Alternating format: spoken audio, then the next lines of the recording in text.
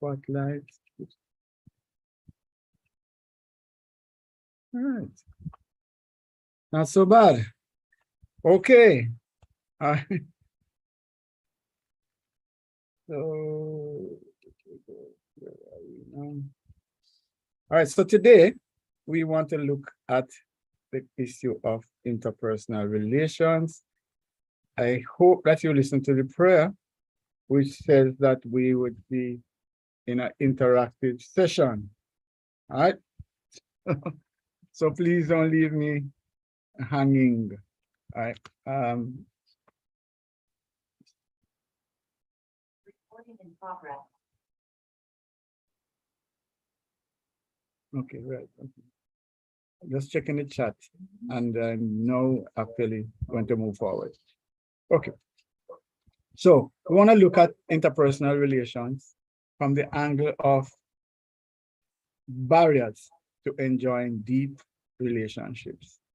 Last time we were here, I think we were tidying up self-actualization. And one of the areas in self-actualization, individuals who are self-actualized, was that they had a different level of interpersonal relations. And Brother Andre mentioned at the time that we should dig deeper in this area as well. So we were bold enough to do it. So let me just look at what we had seen about people who are being the best that they can be, right? So it says self-actualizing people have deeper and more profound interpersonal relations than any other adults, although not necessarily deeper than children. They are capable of more fusion, greater love, more perfect identification, more obliteration of ego boundaries than other people would consider possible. These people tend to be kind or at least patient to almost everyone. So maybe we should do a little survey right now to ask people to just put up their hand. Everybody who is in this slot, raise your hand. So yeah, so we're looking at deeper, more profound interpersonal relations than any other adults. That's where we want to look at the extent to which we have deep relations. We want to move away from just the hi, how are you? We'll pass by and the neighbor will say, hey, what's up? Or the church brother will say, hi, what's happening? And then we make sure that we move at a pace that they're not stopping to say, well, let me tell you the truth, by that time you're gone, because you really don't really want to get into any in-depth discussion with them. So that's what we want to look at tonight. It's the whole question of those kinds of deep, profound relationships. And the whole question also of our capacity to be kind and, and be patient with virtually anybody. And the removal of our puffed up selves. That's what the ego boundaries mean. We should bring it down into basic languages. Just try to be humble. All right, so here's a question. How many close friends do you have? How many close friends do you have? If you want, you can put it in the chat. I don't have a problem with that. But I definitely want you to think about it. How many close friends do you have? I can tell you that I am harassed by my family because they are of the opinion that I don't have a large cadre of close friends.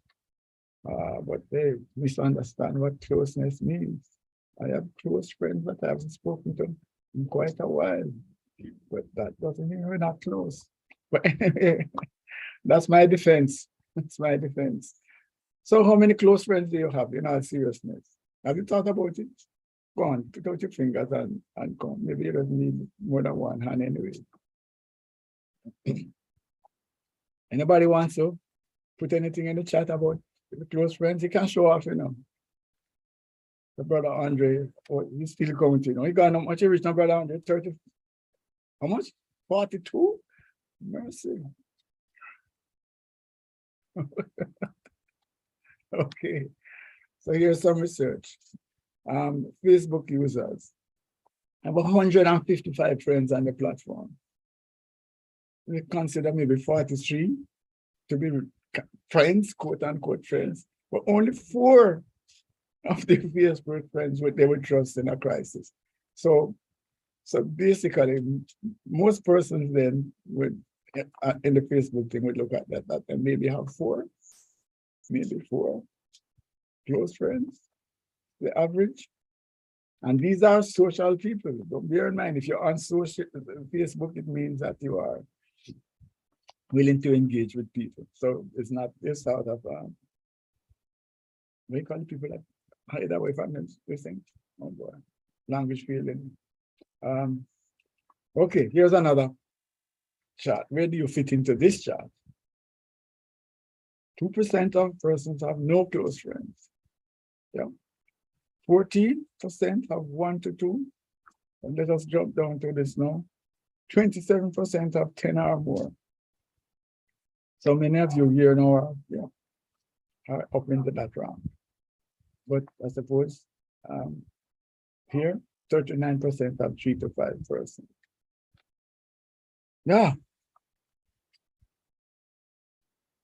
So I put up these statistics because I wanted to talk about the relevance that we might take it for granted, but in truth and in fact, many of us really don't have close friends. And in another discourse, I could get into the value, the importance of having close friends. Medical statistics all over the place that talks about the value of having this network, this support network. It's critical. So it's important for you then not to just go through this little session with me as a, okay. They keep talking about it on Sunday, say that we're not supporting our own thing, so that we need to come to these sessions. It's more than that. And if you're visiting, it's important for you to understand the value of having deeper relations, not just the casual, hey, how are you, but deeper relations. So let us look at why more of us don't have the 10, 20, 30, 42 like Brother Andre. When I look at 9 barriers, I don't know how many of them we'll get through, but let's move forward. To enjoying deep relationships, barriers to enjoying deep relationships. One of them is generational issues. We're going to go through all of them, so let me just run through quickly. Then there's the socialization and environment that you're in. Personal historical experience, something that happened to you. Impatience, as against being persistent.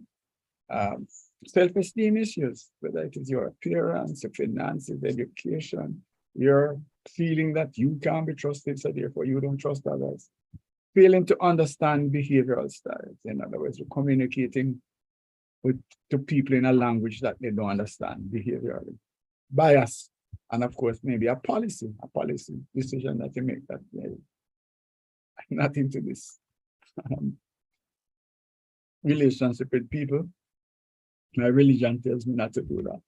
Faulty sense of independence, Lone Ranger, or exploitation. We might talk about that as well. So let us look at it. So generational issue. It could be that something happened somewhere up the chain. When you look at your ancestral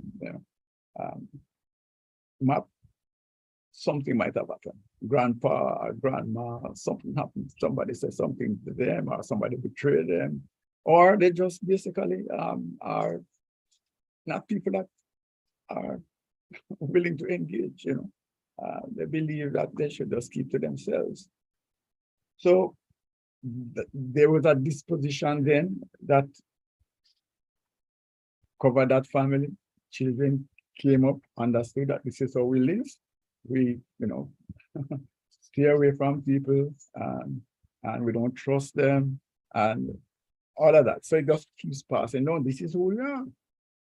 The Smiths are people that stay by themselves.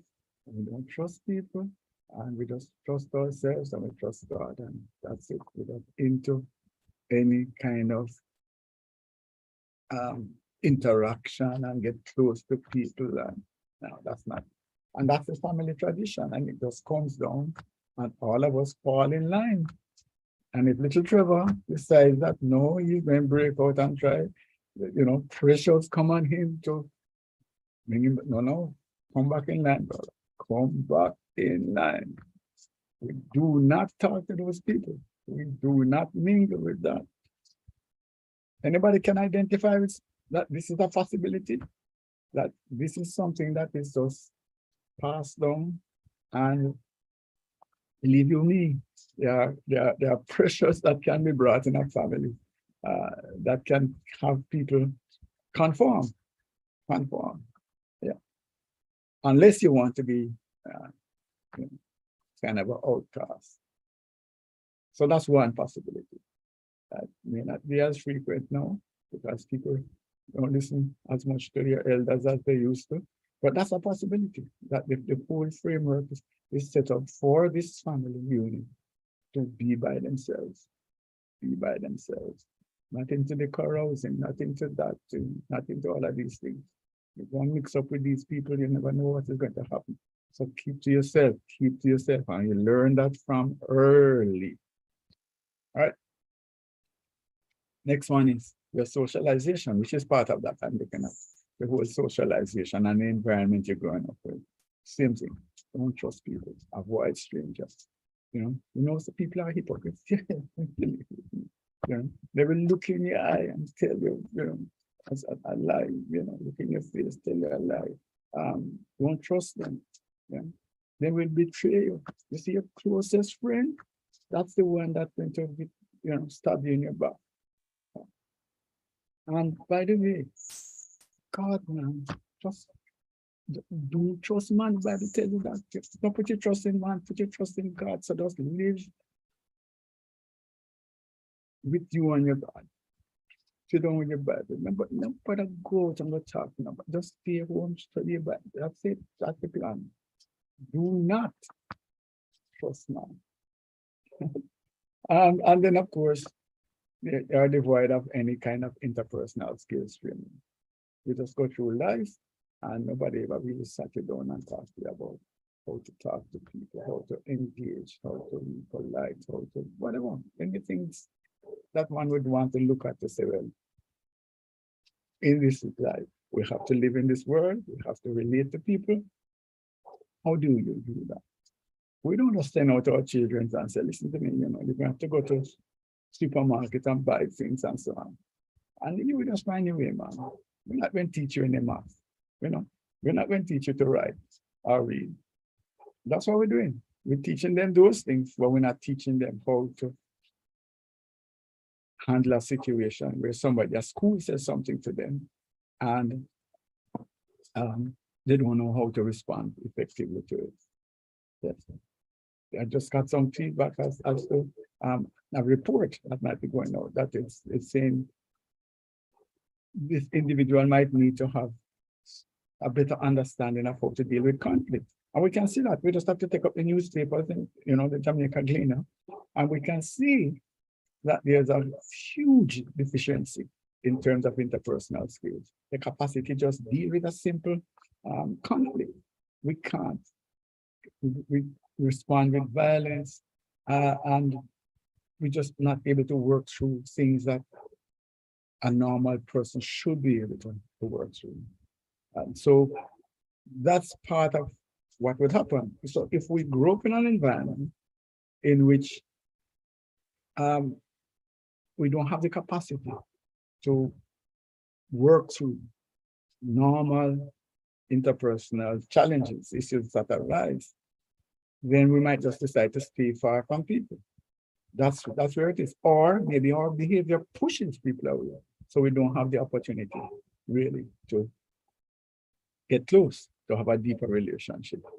So those are some of the factors that we have to look at. And when we bash the ministry and the police and so on, we need to step back and ask ourselves, are we doing anything about the socialization and the operating environment in which a lot of the people are coming from. If you live in certain communities, the opportunities, genuine opportunities for you to have, you know, deep relations with others, it's not the same as elsewhere. Because again, there's a feeling of lack of trust. There's your family saying, don't mingle, because, you know, you're going to get yourself in trouble. There is the whole question of, where do I have these skills? So even if I have a friend that I'm talking to, and there is a dispute, in all likelihood, it depends on who can get the weapon first. So that's something that I think we need to take on board. But let us move it out of that. What about our own situation now? We're in a peaceful environment. How were we socialized? Were we socialized to actually talk through our issues? Or was it a situation where you were told that there's a conflict, we just don't talk to them? So you just shut it down. That also means that you won't be able to develop a lot of relationship, because every time there is a hurdle, you say, okay, fine, I'm not climbing over that hurdle. I don't have to have any relations with anybody. I can be by myself. Is that how we were socialized? That's a question. I see help in the chat, so let me do that.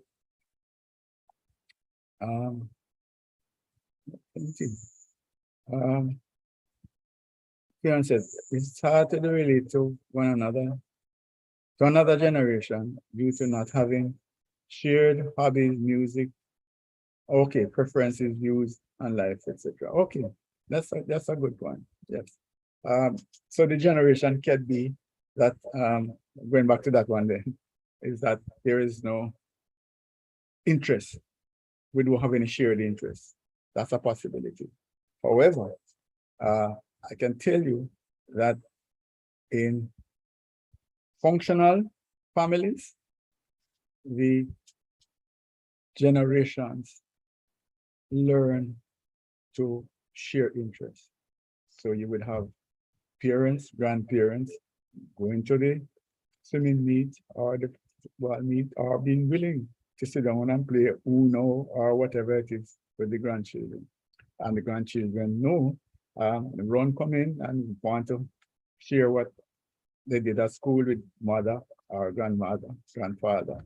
So that's something that we also need to look at, and it's that excellent insight here, Sister Fiona, the fact that we also need to understand how to engage across the generational borders. Excellent point. Okay, good. So let us look at the socialization. Then the third one is a personal historical experience.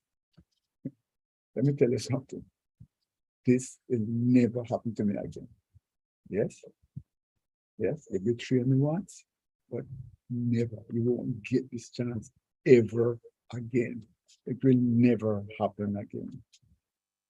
Anybody can identify with such a stance against someone where you're saying, all right, it's all right, leave it alone, you know. Yes, man. Yes, all right, you go on. You might even say, forgive you. But in your mind, you are saying, yeah, man, once bitten, twice shy, may now make it happen to me again. And if we have that mindset, it is challenging for us to really get close to people. Why am I saying that? The closer you get to people, to someone, the easier it is for them to hurt you. The easier it is for something to happen to prick you, to cause you to be upset, to be annoyed. Strangers can hurt you and upset you to the degree that your family or your close friends can do. And so what it is then that we have to understand is that when those situations arise, we have to learn to work through them.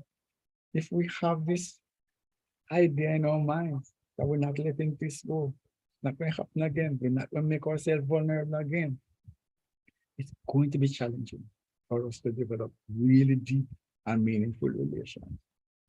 Really deep and meaningful relations almost assuredly come with some pain.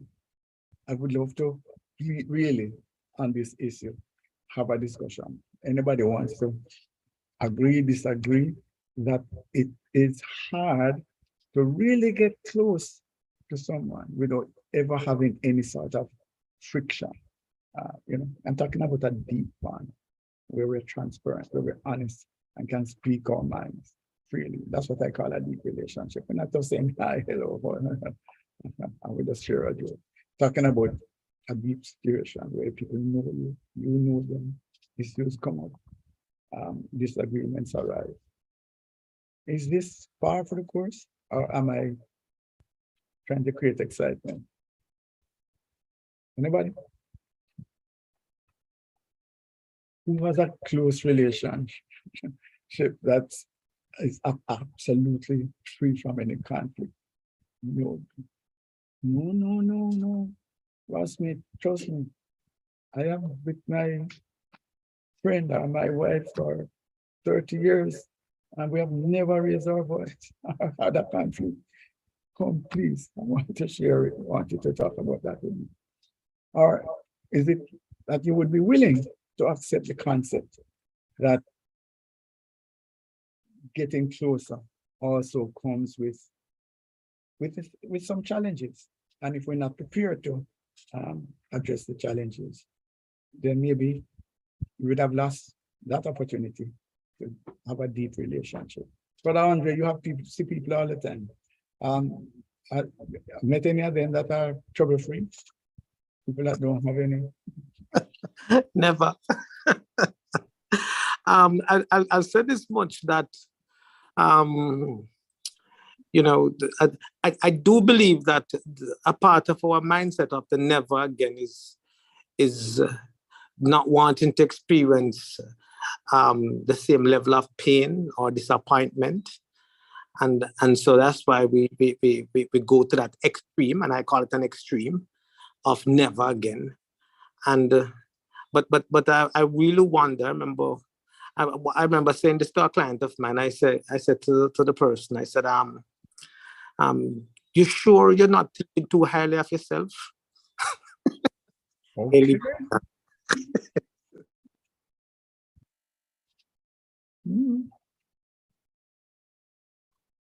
Losing you, or you stop, or you ended.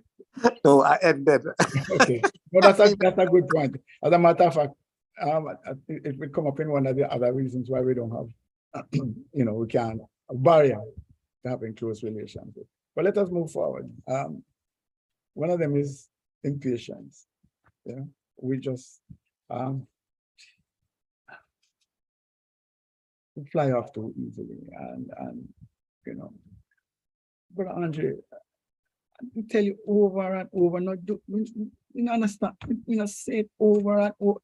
Something we don't need this, we can't bother. I'm tired of this now. Yeah, I'm out, I'm done. Yeah. Or guess what? When you're about this thing, I don't want to hear a word from you. But I said, I don't want to hear a word from you. Not another thing. That one done and finished. So it might be that the person has come to explain, to clarify, to say sorry, whatever it is, but you're saying, I want to hear it. Or you shut it down and you say, tell you, something kind of talk, I lose my voice. You see, when you are ready to change, let me know, because we can't continue like this. So with that attitude and with me, when you're ready, give me a note, send a signal, send me a chat to say, well, okay, fine, I'm ready to adjust to what is required of me. Yeah. The other thing is that, this happening in a relationship where courting is going on, but there are some good things that's happening and change is required. And the person say, something, I'm gonna wait until trees start growing and something. I will move on. Let me move on. Let me come out of this and go elsewhere. Because at this rate, things not going to work out. I've got my mind, you know, so I'm trying to feel using mind made up and my ears are closed. I'm done with this, done with this. And that could be something that is not thought through properly. It can really just be a situation that has come, and in the middle of the explosion, we get to this place. And sometimes, depending on how we handle that situation, it might actually then genuinely cripple the relationship. We might not have wanted to go there. And that's why sometimes when we're talking to people and talk about conflict and having a discussion with people, a disagreement, bear in mind that you might have to live with, work with, relate to the person afterwards. So some of that kind of vitriol that you throw out, you might regret it. So be careful, even in your anger, be careful what it is you say, because it might be that you still have to relate to that person afterwards. And so sometimes without planning to actually end, you know, we say all of these things, but we just wanted to up the ante and to get the person's attention. But we went about it in such a terrible way that the person says, you know something, I better rethink my relationship, because if it's so unstable, I'm not so sure that we can endure a sensible relation. And they actually then opt out. Again, I'm not sure. I'd love to find out if I am walking in a world of my own or this is reality. But we have seen it where people say things and really so hurt the other party that they can't recover. So impatience is one, whereas you could step back and yes, give another chance, work out, find out what it is that you can do to get whatever it is that you want, you know, the change that you want. Spend some time working on it, which is where I was going when I say, you know, hurt versus persistence. Relationship require work. It's not a magic one. The same thing, you know, we might look at marriage and say, yes, marriage requires work, but also to have close relationship with friends. It requires work. It requires reaching out to them when you feel tired and you can't bother, whatever it is. It make the call, get up the phone and say, hey, or whatever, don't buy, say something. It requires work. It requires maybe an invitation, let us go do something together, you know, and talk about shared interests. It requires these things. It's not just something that happens. And whenever we hit it up, I meet you at a function or whatever it is, and we see more, we talk, and okay, we develop a so-called great friendship, and then it's just magic. No, it requires time. It requires time. It requires time in sense of also trust that I could share something with you. Yes. And lands well. I don't hear it back on the TVJ news. So maybe I can trust you to say something else to you. I find that I can talk to you about something and I can get sound feedback. You give me good advice. Oh, maybe when we can share some more. You have an issue, you can speak to me about it. I will listen. I am not going to tell you to walk away and leave your wife or your husband. I will listen, be there for you because that's all you want. Those are some of the things that takes time. It requires work. It's not magic. So all I'm saying, if you're not having deep relationships, maybe you're not investing in us. Maybe you're not putting in enough time because it requires work. Okay, so this might sound artificial, but it might be that you have to set up, use timetables. You put it in your thing at such and such a time I'm going to reach out to this person. It might not come naturally initially. So that's what you want to do. You want to put it in as schedule. Let me reach out and call this person or that person at this time, and in your calendar is there. You know, the phone rings to remind you, call so and so. And if you do that, then you will find yourself drawing closer and closer. Right. So one one of the things that I have started to do, I can't tell you that I'm doing it on a regular basis, is that in the daily plan, there's a thing called Connect, and in it, it would be reach out to this person or that person. So that's something that I did well maybe a year ago, not doing so well with it now, but it's something to get back to, where we can actually have a situation where you're actually making, connections with people that you care about and want to have a deeper bond with.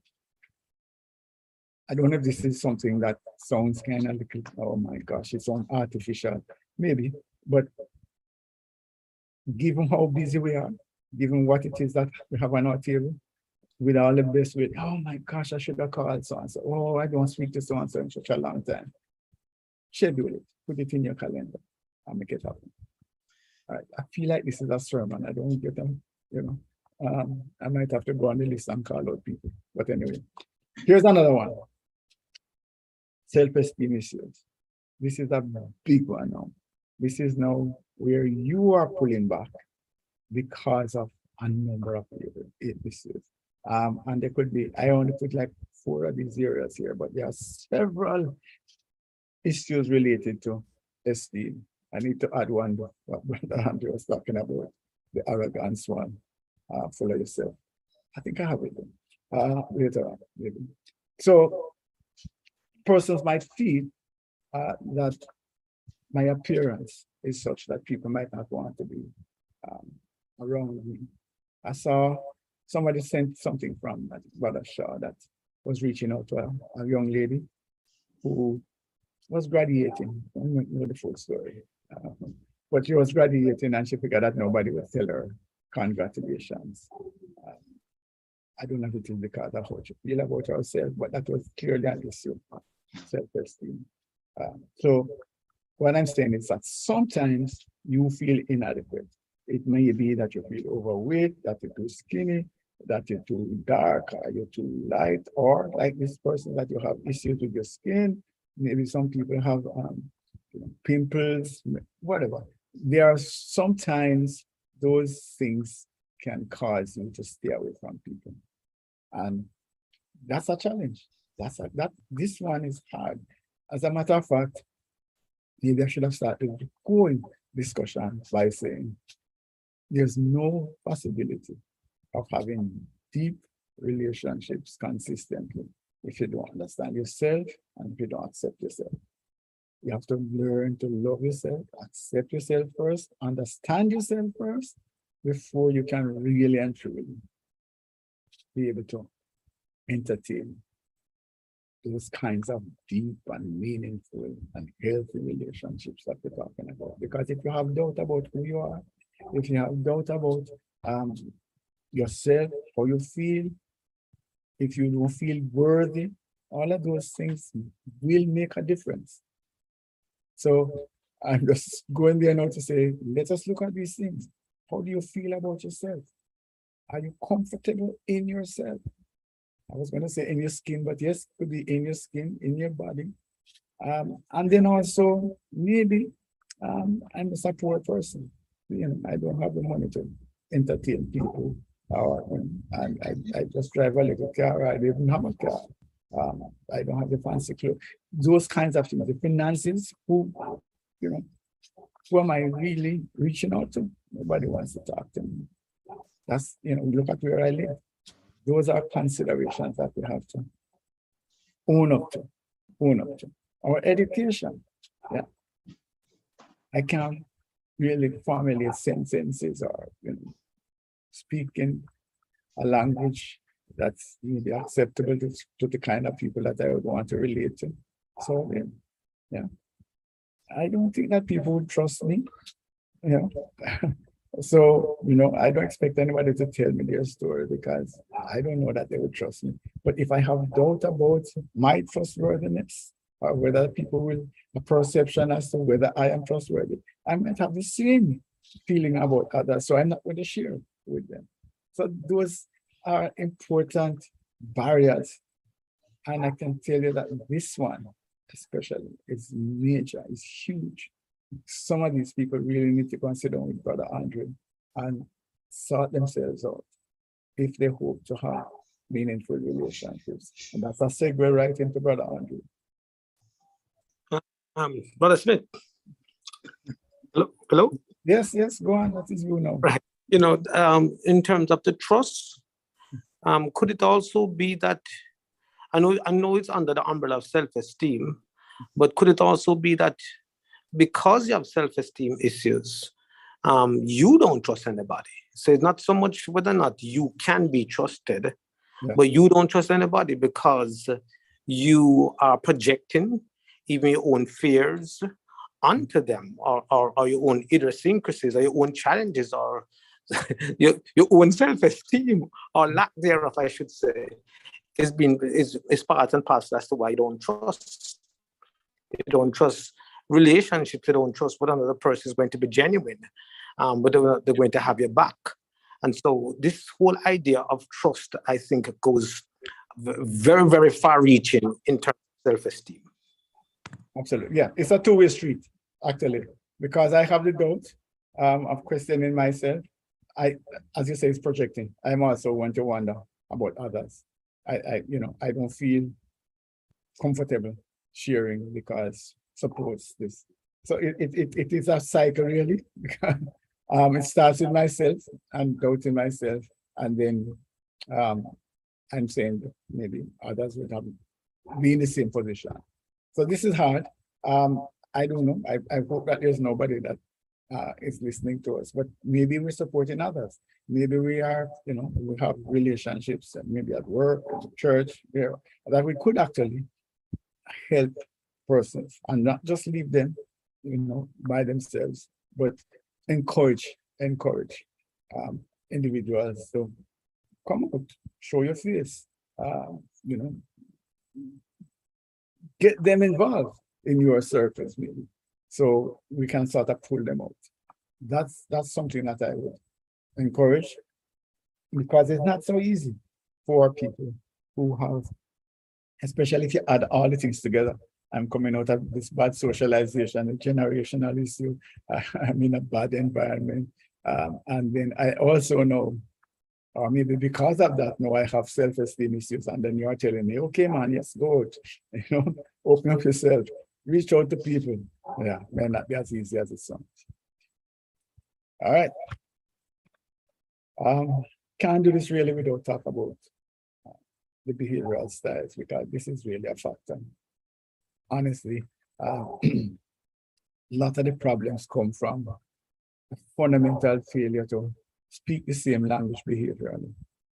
And I'm sorry, it may be hackneyed, but maybe I use two different languages. Is that in many instances, we are speaking Greek behaviorally to somebody who is, what shall I use this time, Swahili. And they only speak Swahili and you only speak Greek. And the problem is that that's challenging, because, you can use some sign language, but after a while you get frustrated and you start to shout a little bit louder because you don't understand what I'm saying. And that doesn't happen. We need to get to a place. I don't know how many people will have, or we will ever get to a place, but people talk about a lot about emotional intelligence and so on, but there's a fundamental framework where it's easier to understand that there's somebody who tends to speak directly, maybe raise the volume a little bit more, call a spade a spade. That individual sometimes is seen as too dominant, too pushy, too direct, and people might say, no, I don't want to deal with that. However, if you get deeper and you try to understand the dynamics of that, why is it that, that communication is coming across like that, then maybe you can get to a place where you understand it as against rejecting it. Similarly, you might have somebody who really just is ever talking, is like seemingly always joking around, that's never ever seemingly serious, And you might say, well, no, this person is a joker. This is not somebody that I can take seriously. But again, if you dig deeper, you will understand what it is that this person wants to navigate life by enjoying it along the journey. And they're not any less serious about getting to their goals and achieving things, but they just want to do it while it's smelling the roses. And you are saying, no, you're not serious enough. And then on the other side, if you look up at the blue side, then there's a question, and then there's the tendency to be very formal, wants a lot more information. And you're saying, man, just do, we ask all of these questions. What is this? Some kind of a police interrogation?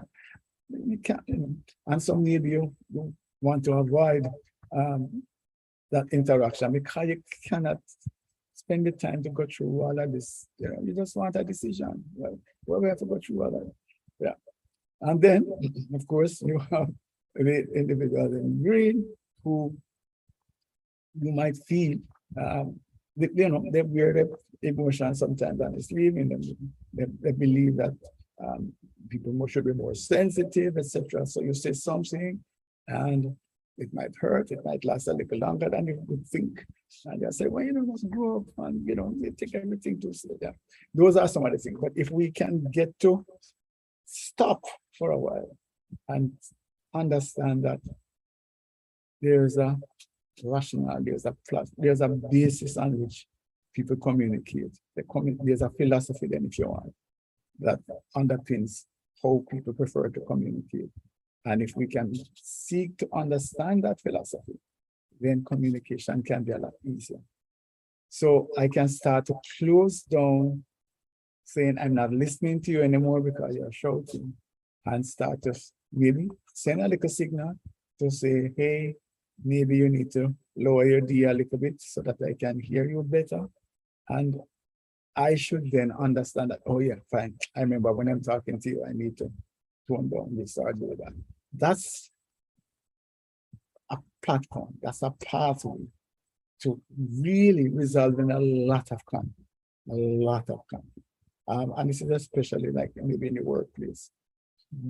Mega problems arise simply from people speaking in different languages and people not willing to step back and understand, try to get under the grammar and find out what it is that is causing the communication to be coming into me in this way.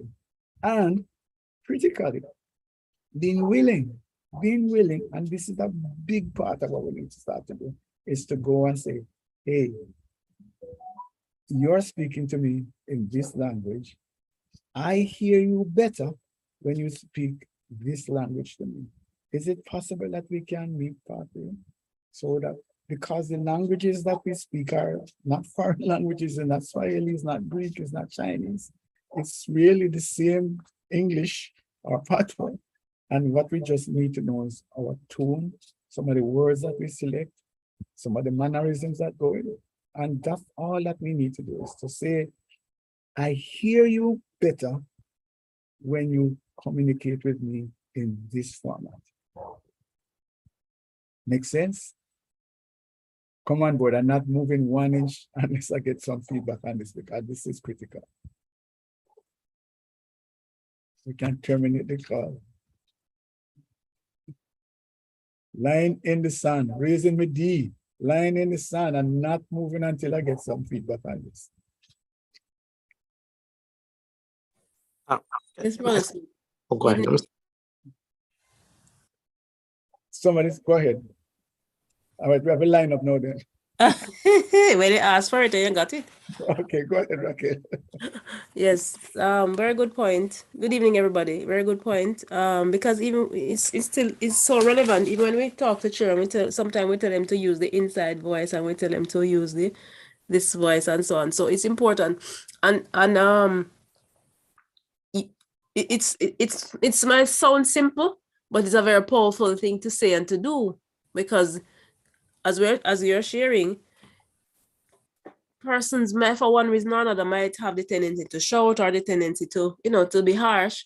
But when you speak and say, as you said, I hear better or I understand better when you speak like that. It's probably it's a bit unusual for some persons, but when you do that, it sends a clear message about you as a person, how you want to be treated. And it also helps other person who might not know how to navigate the different ways of communicating. So it's a very powerful tool. It might sound simple, and you possibly could repeat it or probably have someone write it in the chat. As you go through each style and each way you can communicate. It's a great point, and it shouldn't be taken for granted. I appreciate it. Thank you, Raquel. All right, I think I heard a male voice. I'm not sure. Yeah, that was me, Andre. Okay, go ahead, sir. Go ahead. I want to go the other side of the coin. Excellent point by Raquel, and even to ask the folks or to make a request of folks. I'm in a better position. I can hear you a whole lot better if you speak to me this way, or if you share it with me this way, or what have you. What about those who you're trying your best to share it in a calm and collective way, and then they say to you, "Look here, nobody grow on the thing. Let's get it to me straight." Well, that's just where they want to hear it. That's what they want to hear. Yeah, I can identify with that. It's two sides actually, and it's amazing. It's actually from the two sides of this arrow here. All right, the red zone and the green zone. That is a very interesting point. I have to watch my time and see where we are, but I can't pass this one without sharing. All right, so feedback is coming, okay, and let us talk about red zone first. Getting the feedback. You going through the long story, whatever it is. Yes, and then we say to you, what is the bottom line? So what are you really saying to me? Just you know, for show all the niceties, just tell me, I'm a big man, my back broad. Just say to me what you really say. All of these nice flowers and what are you saying? So that is one. So we go through. Raquel is one of those people that go out and train people and tell them, when you're giving feedback, you can't just throw the thing at the person. No, you have to deal with the sandwich. You have to go on bread. Nice thing, we really appreciate your service, Raquel, and you're wonderful worker. Appreciate it. When you stick in, well, you report late again, you report, so we're upsetting that. So we notice that you are late with your reports. And then we come back with the other slice now to say, so yes, Raquel, I wish we had more persons like you on the team and really appreciate it. Raquel got to our desk and said, but Trevor, I think I'm a fool, all of this nice thing and whatever it is. You don't, and when you just tell me that my report's late. I mean, when you forgot through all of this hypocrisy and tell things, yeah, that's it. That's happening right here and now in red and green zone. That you get the training, but they are saying I'm not a fool. I only listen for the criticism, all of this flower thing that you come with after before. So we didn't know what to do now, truly. Because you train and you tell them sandwich. The people say, take away your steel bread, move with that. What you really want to tell me is this: have the courage, man. Come on and tell me. And then the next time, you go and tell them that your supervisor passes and say, what is the waste? What a waste of training and Trevor. Don't we tell you can't talk to me like that? Relationships, communication is really not easy at all. So just quickly again, let's look at some of this because of the desire to have a pleasant walk through life. I want to have about experiencing life that is flowers and beauty, and we can't always just like slaves. We can get the work done, but let us maybe sing a song. That's what we did with the slave ships and people that know the banana thing. That's what we think. Woman, a heavy load. So that is a part of bring some kind of thing there. But My friends over in the blue zone are saying, can't deal with this daily commentary every minute, whatever. You just want me, so no, the queen dead, you know, next minute, something else. No, we just want a quiet corner where we can just focus on the work, you know. Every time yellow zone come around with this, we just feel more waste the next minutes. But what about the connection? You know, can we sort of bond a little bit more? It's not just the work. And guess what? If we're bonding, we don't get better results. Everybody going to be more encouraged. Yes. But those are some of the things that dynamic that we need to step back from and try to understand a little bit more. Why is this person behaving like this? Why is this person asking 50 questions when it's so clear to me that, you know, one or two could have worked? They don't want to make the mistakes. They want to understand more fully what's going on. And the more data we have, is the better decisions we can make. And we can also use the data for other purposes. So that's it. Information is power. The more information we have, the more powerful, the more we can do with it. So understand then why the little boy is catching the centipedes and counting the legs. Is it 40 or is it 100? Name centi, should that be 100 legs? This one shot 40 or 60 legs. That's how we learn from science. That's what it is. Understand the principles that go there. So when you're engaging with somebody who is coming from a different framework, a different platform, don't shut them down, don't close them out, don't get upset, just understand. However, if you feel that it is excessive, you can stop. You can say, all right, I understand your need for the information, but right now, we don't have the time to go there. What I can do is ask you to make the decision, and then yes, let us gather some of the data for the next round. You can actually stop. You can actually quietly, politely ask for the communication to be closer to how you can hear it and respond to it effectively. This one, if we focus here, can help to have much deeper relations. Suggestion. All right, I'm going to go through and then we can stop and ask questions. All right, bias. Bias is a huge, huge problem. You know, we just don't think that this is somebody that's worthy for whatever reason. I can't relate to them. They're too young, millennial, and serious about life. But I believe white people are, black people are, you know, Asian, whatever it is. You can't trust. You remember what we used to say about Indians and whatever. All of those kinds of things can come up where we just are biased. And we just go into the relationship in a way that's not helpful. It's not likely that it's going to get much deeper. Gender, yeah, man, man to lie, yeah, man. Just I look something and then no. Yeah. Here we go. Oh, I was just listening to a song today. Just by chance to play some music when the song was. I said I love you, but I lied, whatever it is. Yeah, actual hit song. So here we go. Religion. No. I am dealing with people of my faith. If you can be,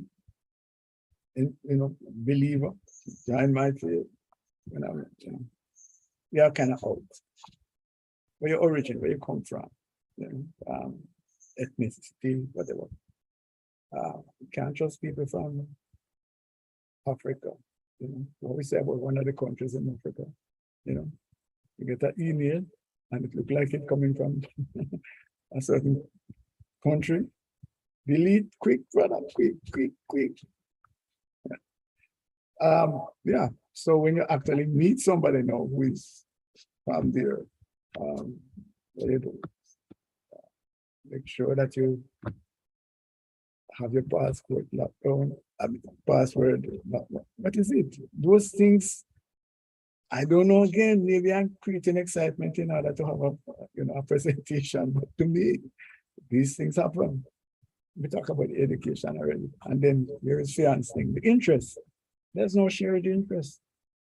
We have a relationship with somebody unless they have some shared interest. That's where it is. That's one of the things that you coach your children, by the way.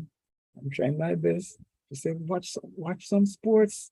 Believe you me, watch some, especially these young ladies, watch some sports, learn what it is, how the cricket play, what is it that, know some names. Believe you will broaden your interest. Say to the men, have some idea of what's going on in the kitchen. At one point in time, I could have done like a needle point, but might not have go that far. But seriously, you could understand a little bit what gardening and whatever it is. I am blessed that I just get a chance now. I can work with the sports thing, but not everybody going to be that lucky. All right, I mean, where you live? You come from over so. What is our work? I'm not coming over there. And there's some bad things about some people from that side. And I'm not so sure that I want to get a little bit more involved. And then, of course, the beliefs. The whole question then of what are things that you hold to be true. That is even outside of your religion, because there are some basic things. Could we have a problem over vaccination, for example, or sexual orientation? What is it? Now, of course, the politics. Yeah, you are this color, green, and I am orange. Because odds don't end up with that. It's quarrel every day we'll fight and whatever. Yeah. So, do these things matter? Are these hurdles? And then it could be a policy. You could just make up your mind that, I am not going to deal with anybody who has this kind of religious belief.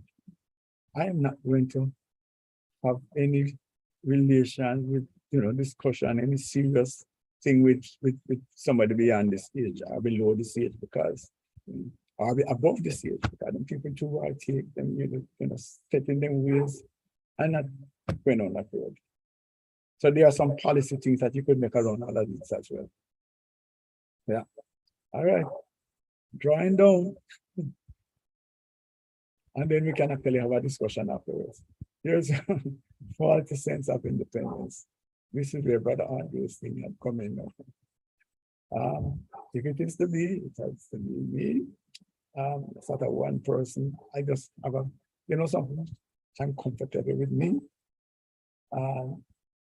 I will just work with me. You can't depend on nobody. Trust nobody else. I will just make my way. And yes, fine. Call me selfish, call me whatever it is. But I have learned that it's too much trouble to call people. Too much, but you can't bother with it. Let's see. So, when me feel by myself, let me blame myself. I don't want to depend on anybody.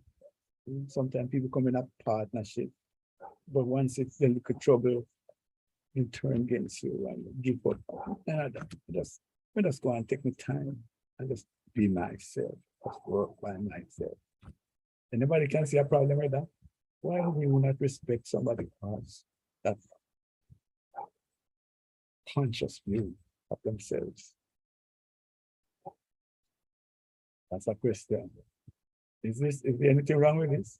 I don't know why Brother Smith puts faulty before that. Why isn't it that's a good sense, a solid sense of independence or whatever? Why is this a problem? Anybody? Only so quiet, man. Mercy. Well, Andre, is it a problem? Could they refer me to you because I have a sense of independence? I've heard. I'm only telling what I've heard. I've heard where persons who have this sense of, I don't need anybody. I don't need you. It's all about me. And sometimes we get into this mindset that says, look here, don't be overtly interested in people's opinion of you. Just do you, as you have right here. Just do you. I've seen where a lot of folks end up being very lonely. But they don't mind that.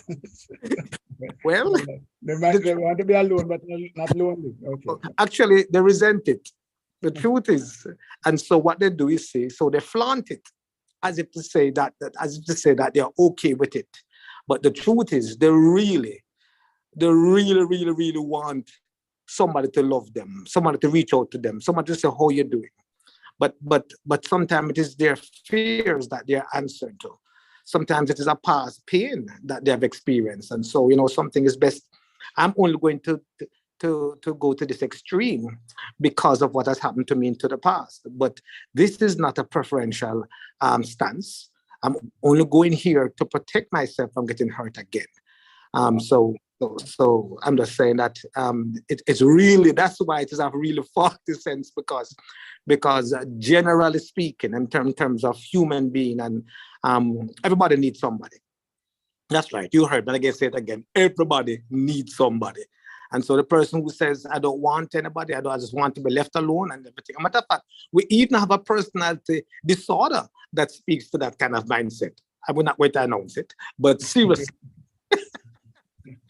So I'm just saying, and then the person who also, then of course you have the mindset. I'm not saying identifying anything here, but even some folks might even say, you're a narcissist because it's all about you, and you don't care about anybody else, and whatever. So we're not, and I wasn't thinking about narcissists. I'm going to the other extreme. So you have one extreme that says that says, hey, I really want to be left alone, and it's a genuine feeling, by the way.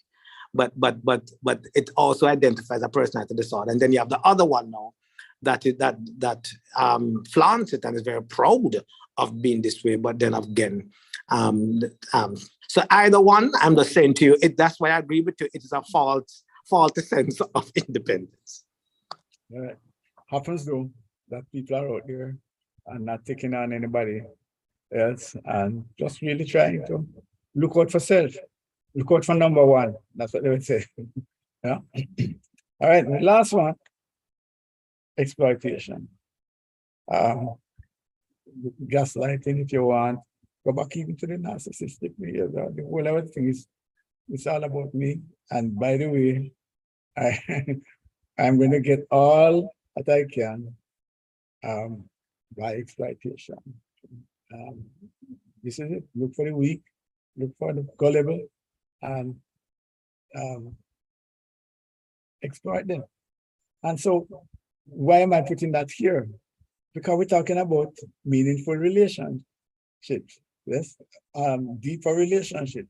Someone who has this mindset can't have a meaningful relationship because they're only looking to see how they can, they get close and they get so caught up in the deception and that mode of behavior that they're just looking to exploit people's vulnerabilities, get close to you, and then try to get something for their benefits, deprive you of something, and move on. So they will never, ever get to a point now where they can find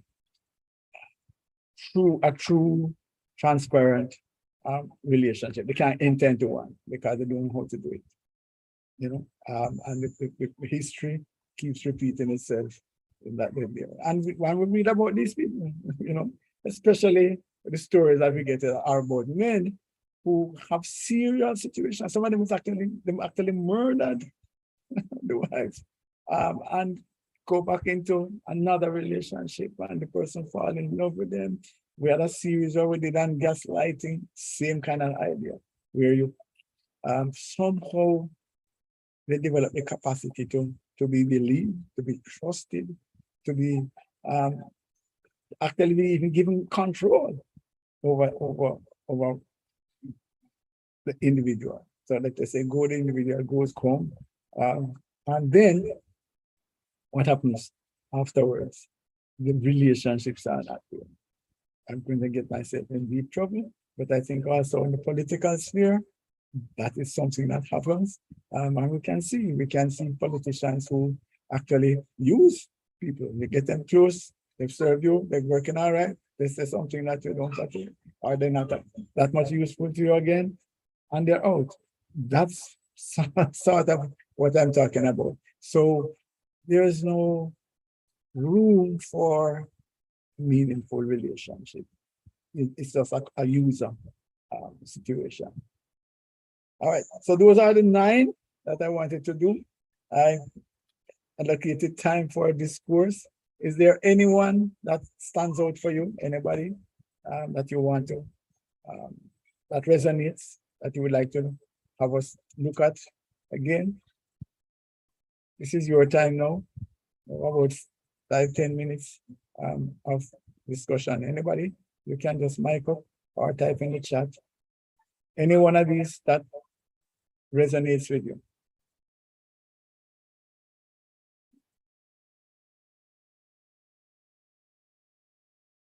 Mic up, mic up. Sorry. Oh. While you are thinking, let me just go back through the whole idea that we're looking at here is getting to deep relationships where you are patient and kind with others, where you put away your ego and you get to a place where there's a greater love, more perfect identification of who you are, who they are, and greater fusion. So that's one of the things we looked at. And we looked at the amazing statistics here that says all of you who are, on the social media, wonderful stuff. But at the end of the day, how many of those contacts that you have in your social media thing that you're going to give your whole key to, or you can call in a real crisis and expect that they're going to turn up at your doorstep? How many? All right. And then this is the other one that looked at the percentages of people who have how many friends. This is a Gallup study that was done. And yeah, we find some people that have 1 or 2. Some do a little bit better with, 27% of 10 or more. So it does again speaks to how important it is for us to revisit this whole idea of our friendships to see how deep and how close they are, because the medical science points to the importance of having a supporting mechanism. As we talk about resilience, as we're talking about navigating through life, as we talk about Brother Andre's thing, self-efficacy, as we talk about self-actualization, it's not a lone run. It's not an individual stretch. It is something that requires a network supporting crew. So we need to revisit that if we want to get the best from life. If we want to effectively navigate through life, we need to have close friends. And that outside of your family circle as well. Yes. So we looked at these 9 issues, which is where I'm asking now, any one of these resonate with you? We looked at the generational issues that maybe it's just part of your family traits. This is who we are. We don't talk to people outside, we keep to ourselves, can't trust people, those kinds of things. Or as Fionn raised up, we don't share interests. The following generations don't have anything to talk to with those that have gone before. Our socialization, the environment in which we're growing up with, where again, lack of trust, we see betrayal, we see people, are you an informer, are you whatever, all of those kinds of things, already just the basic lack of interpersonal skills where we can't actually even have a discussion about something that's a problem. Tired of talk about the brother that killed the brother over soap, a bar of soap. One brother killed one brother over a dispute over a bar of soap. Right. Just think about that for a while. All right. So the other thing is the question of something happened in the past, and We can't let it go. And we're not only not letting that go, but we're not allowing anything else like that to ever happen in our lives again. And so we shut off people or certain situations. Then impatience, we tired of this now. It's come up too often. I'm out. When you can conform to what I want, then you're not sure. But right now, we don't. And the failure to be persistent, actually calling, reaching out, making a difference in terms of making yourself available, finding out really and truly, genuinely what's happening with people. Maybe I'm putting it out there, might sound very, what you call too structured and too maybe not. It's not genuine like. But put it in your calendar. Put it in your calendar to say I'm going to call so and so on this date at this time. Put it in your calendar and reach out, reconnect. Yes. Sometimes when you reconnect, the joy that you hear on the other side. I just linked up with some of my staff from how much years ago now, 30, 40 years ago. And believe you me, the connection was so great. So that's it. That's something that you can do. Your self-esteem issues, questions that people might have challenges with how they see themselves, and because of how they view themselves, they don't believe that others would want to connect, or they don't believe that they are worthy to enter into genuine relationships. And it can be appearance, it can be whether you feel you have money or not, your education level, whether you trust or believe others will trust you, or whether you feel that you can trust others. If you don't feel you can trust people, maybe that's betrays something that people might feel the same about you. So that's a two-way street as well in terms of the trust. And then the behavioral style. So that, to me, a huge burden, a huge barrier to climb, where we need to stop to understand that people are communicating with you from a certain philosophical point of view, a certain set of principles that inspire them to speak to you or communicate with you or relate to you in a particular way.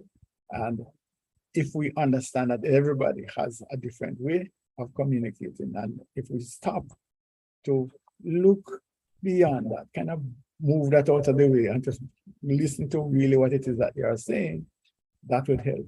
But we can also say, hey, I'm not understanding you, behaviorally. We're not going to connect this kind of way. What if you did this way? That's my preference. If you spoke to me in this way, if you communicated, if you related to me in this way, I would be better able to relate to you, connect with you. Those are some of the things that we have to look at. Just step back a little bit to get to this kind of place. All right. And then, of course, the whole bias. This one is a hard one, because this one is sometimes hardwired in a sense that from where growing up, this is how our parents behave from your children. We understand that this is what is supposed to happen. We're not supposed to talk to these kind of people. And that's hard. That's hard. And we can also then double down by making it a policy that no, I am not getting close to anybody from that region or anybody of that race or anybody with that religion. Those kinds of things make it hard for us to develop trust and to relate to people in a wider sense. And of course, we just talk about these now, which is this whole sense of just me, we just roll forward on that way. Whatever. If I feel, but it's me. I that look into nobody. And then look out, because there are these people prowling around, seeing who they can rob or exploit. Any last words, questions? I have one last question, which is, has this Brother Smith. useful to you? Anybody? Right, Brother Smith. Thanks, Karen. Yes, right. The one that really stand out for me is the first one. Where your family, the generational one, right? Me, growing up, we weren't really encouraged or introduced to family members or encouraged to. We were always encouraged to just come home, stay home and eat for ourselves. So it's sort of hard for me and my siblings as adults to sort of go out there and make friends easily and stuff like that. So that's one of them that really stand out for me. That's one Okay. that really affects me Okay. and Good. my family member. It's just hard.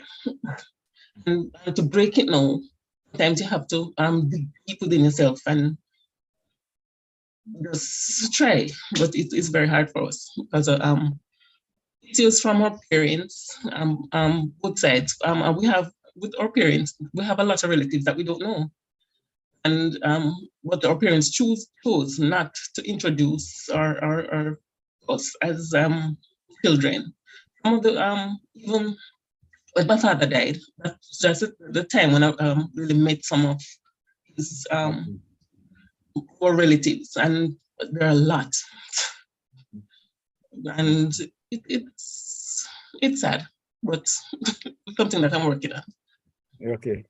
No, thanks for that. That's a good insight. It happens actually. And if you don't start early, it gets more uncomfortable because you're getting up into your teens or whatever it is, and you're just talking to maybe your immediate family and so on. It's harder to relate to strangers. It's harder to relate to even family. Yeah. So that's a good one. And again, maybe we have parents there. One of the things that we need to do is expose them to other people, to expose them to others. Okay, I see a chat. Let me try and get to it. Howard says, excellent informed presentation, Ross. Right, hoping for the wisdom and patience to make the application. All right. You got it, Brother Howard. Yeah, it's just choose the areas that resonates most to you. Like, for example, you listen to Shana, and work on it. Maybe we're not going to look at all of the 9 areas. Maybe the 9 areas not like, but look at areas that we can that makes sense to you. And as a matter of fact, a big aspect of it is just the awareness. The awareness that, hey, I need to give some more thought to this. Yeah. So, but Andre, then the last word to you, sir.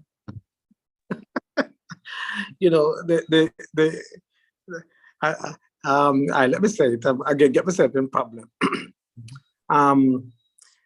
Some of these things that you mentioned, unfortunately, and this is why we definitely need to arrest them, if I can use that term, learn to manage them, overcome them, and do not allow them to define us, because we set up ourselves to develop different personality disorders. And believe you me, while you were going through, in my head, I'm like, wow, that one, oh, that one, oh, that one, oh, that one. And I could, and I was able to identify at least 5 different personality disorders in your presentation tonight. And we say 5 different personality disorders. That's just off the cuff of the top of my head, so to speak.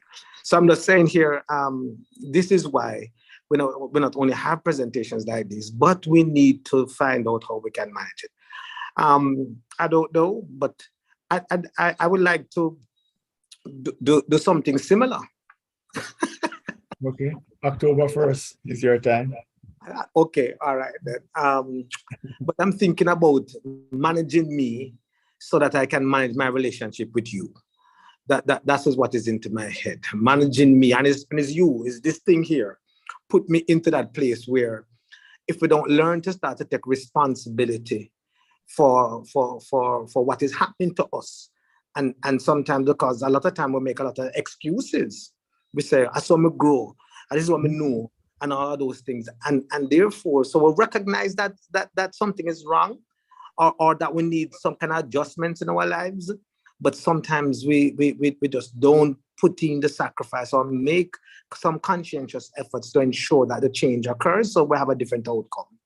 And so I might be thinking about, how do I look more at me rather than ask you to make the adjustment for me to be better and to do better. I don't know. So No, that that's is good because you can't fix. Yeah, you can't fix yourself. You can't fix the others. You know, right. you can ask, you can invite, you can say something else, but the only person you can really fix is you. So, Yeah. as I was saying earlier as well, that maybe we should have started by looking at understanding self, preparing self for interpersonal relations, because that's the self is really the key. So Yeah. I want to be at the front seat October 4th. I'm there. I want to fix me as well. Yeah, it's an important subject, and we can see it in terms of a time. Like I said, this is give you the last word, but unfortunately, not. This is a time where there seems to be a push for independence, a sort of lone walk, where people are increasingly encouraged to go by themselves, and we're breaking away from groups. And I don't know, I just have a sense that there is not as much reliance on cooperation and uniting and knitting, and that's dangerous, I find. And so it could be that people don't have the skills, that they have, these barriers are causing that to take place. So I think this is timely. Wish we had more, but we just do what we have to do with those who want it. All right, thank you. Brother Rowan had challenges with his mic setup, so I'm not sure he can close us off. Is he able to? We will try. Maybe not.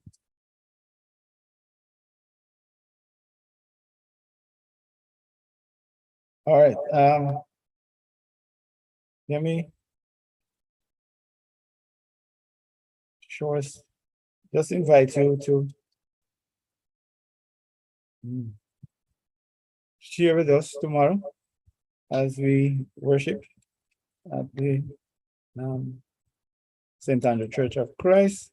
Should I say that this presentation is brought to you with the compliments of the St. Andrew Church of Christ. We meet at 77 Red Hills Road, kind of down here, 77 Red Hills Road, and we worship at 9 a.m. with a Bible class to follow immediately after. We also provide online worship at using the same Zoom link. And Tuesday night Bible class goes on at 6:30 every Tuesday night using the same Zoom link. If you want to access our sermons, the Bible classes, and the NAV live sessions, you can actually go to standrewchurchofchrist.org/media or youtube.com/c/simply-christians with the SJA. And we're also on Facebook, Simply Christians JA. We get all the content, etc. So thank you.